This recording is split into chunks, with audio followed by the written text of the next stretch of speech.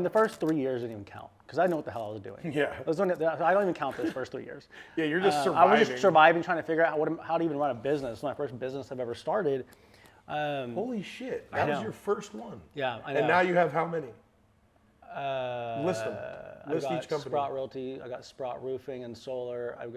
We have a mortgage company, Loan Lab Lending, Modern Door Management, which is the property management company, and now we're starting a software company in the HOA space. And staging.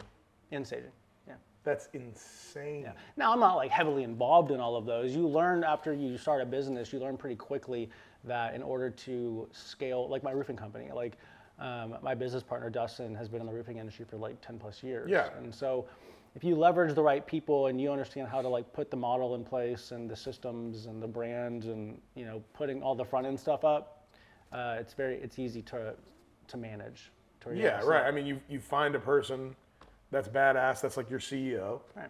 and you have them run with it. But I mean, like, honestly, another thing that I've found too is like, I always tell people, like, get good at your like one thing first. 100%. That's like crush it in real estate, like crush it in construction, and then you can start to dabble. Because what I see a lot of people do, they're like, I want to be a serial entrepreneur, and you start 10 different things, and 9 of them suck, and it's making the one thing that works suffer. Yep.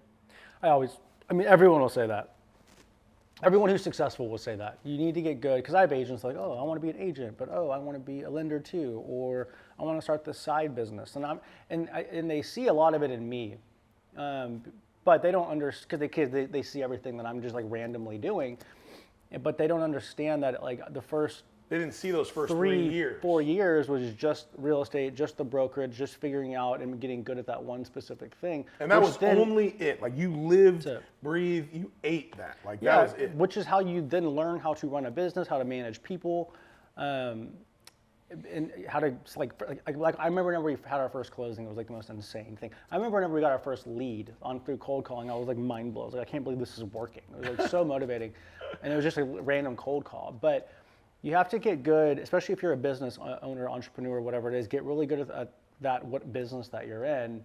Learn your systems, learn the business model, love the process, make some cash flow. Become profitable. And what ends up ultimately happening is it creates other opportunities that you can then now decide if you want to get into or not, right? Yeah, But if you can't get good at like starting your first business, because there's a lot of like first steps that go into starting a business, like creating your brand and LLC and creating your Google business page, all these little things, right? Website.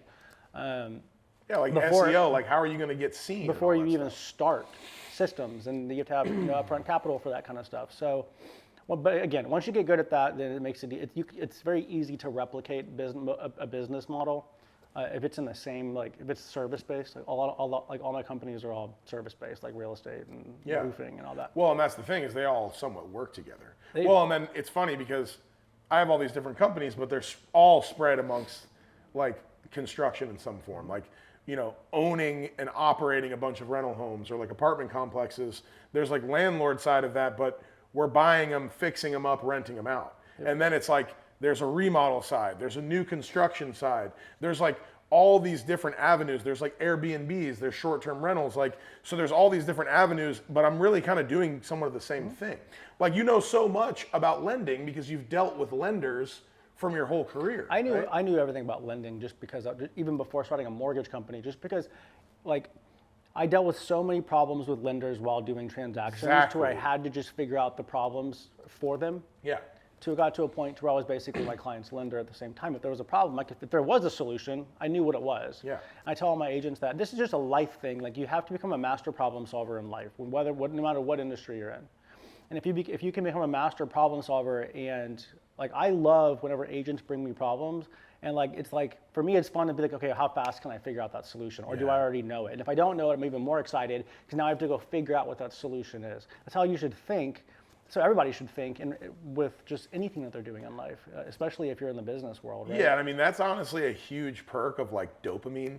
Like there's just constant issues that like they can drive you crazy on one hand, but it's like it's what is driving you. Like I love that kind of stuff. I'm just like, that's why I said there's always a path forward. Like there hasn't been an obstacle that's like collapsed me, Right. That's like a super rare thing. Usually you have like, 10 or so horrible decisions before that actually happens, right? Like there's always a way to navigate through these things. It's funny, a lot of brokers, some do, but there's a lot of brokers that don't do this. And then there's a lot of agents that have come to Sprout that one of their biggest concerns was they didn't have broker support, or they were nervous to call their broker because they didn't want to annoy them. And like everyone, and it's funny because how it works now here, but everyone here, they call me with their problems because they know that they can. And dude, they don't even say hi to me on the phone anymore.